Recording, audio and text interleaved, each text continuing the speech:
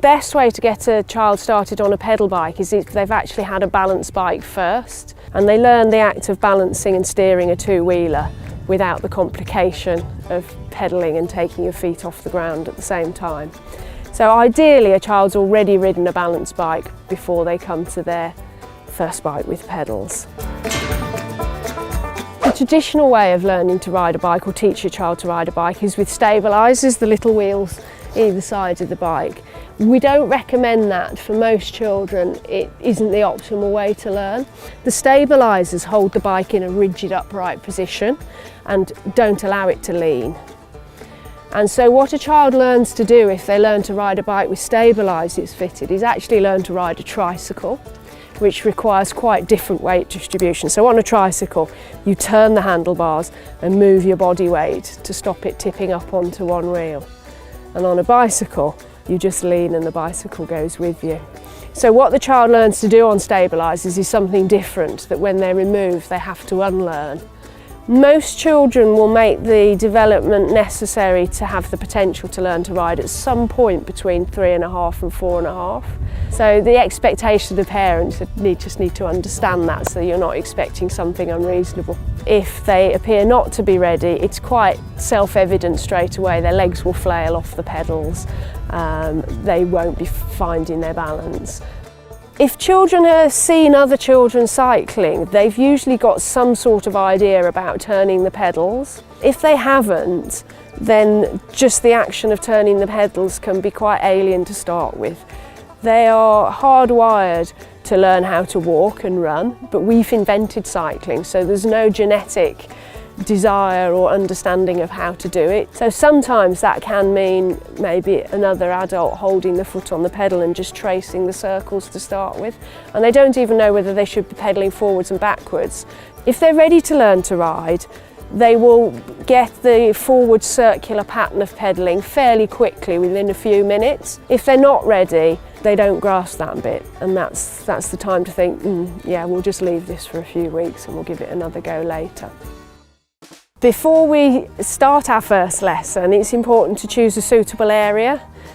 It's very tempting to go for soft grass when you've got a child because it makes for a softer landing, but it's actually much harder to learn to ride on. You're looking to get some momentum, rolling momentum for the bike, because that's when it starts to balance more easily. And so a smooth tarmac surface, and ideally a nice open space like we've got behind us, so that the child's free to wobble and wander at will and learn how the bike responds to their body movements, is ideal, obviously away from traffic and obstacles and relatively flat. Before we put the child on the bike, obviously you need a bike that's the right size. Too big is a real no-no. Too small isn't ideal, but it's better than too big.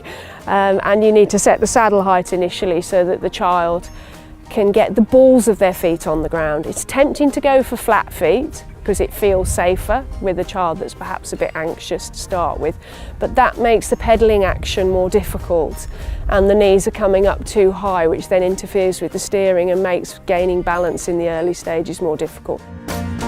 Working out how to support the child is a really important thing to begin with. It's tempting to hold on to the saddle and the handlebars, but you're actually interfering with how the bike leans and responds to the rider's weight, and that's an important part of the learning experience. We found it's best to stand behind the bicycle and the child, and you can wedge the rear wheel of the bike between your feet and calves to hold it up.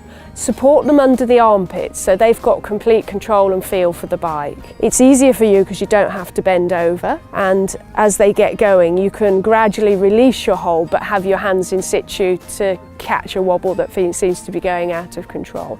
And if they really have a violent wobble, you can actually just pick the child up from the armpits and let the bicycle fall away and remove them from the spiky bits.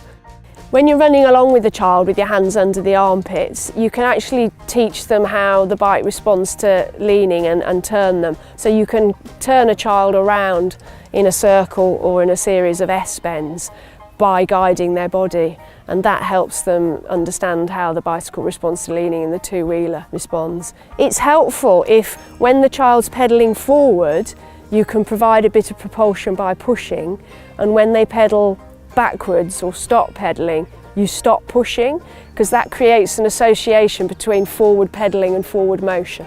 If they're ready to learn to ride, they will find their balance and be pedalling forward quite quickly, usually within one session, half an hour or so, and you can be running along ready to catch but not actually supporting the child, and that's the first wow moment for parent and child usually. Getting the pedalling and balancing without supporting first is the best way to go about it, and it gives some positive reinforcement for the child and a sense of having achieved something before moving on to the other elements of it. You need to position the pedal in what we call the 2 o'clock position, or in line with the down tube of the bike.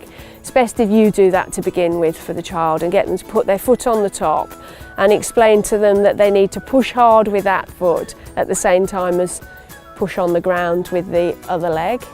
And it'll take quite a few practice goes to get that bit of coordination together. It's a bit more complicated than just riding. You can then show them how to put that pedal in the start position themselves by putting the foot under the pedal and lifting it into position.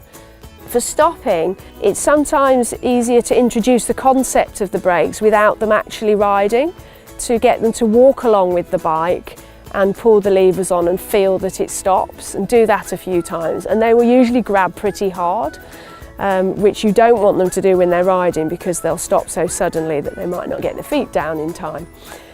You can then, while they're walking, encourage them to brake in a more controlled way by pulling the brakes gently or squeezing slowly. And once they seem to have the hang of that, then you can get them back on the bike and have a few goes with you there to catch them. And they'll usually get the braking right but not put their feet down, so then you have to then teach them that as it stops to get ready to put your feet down.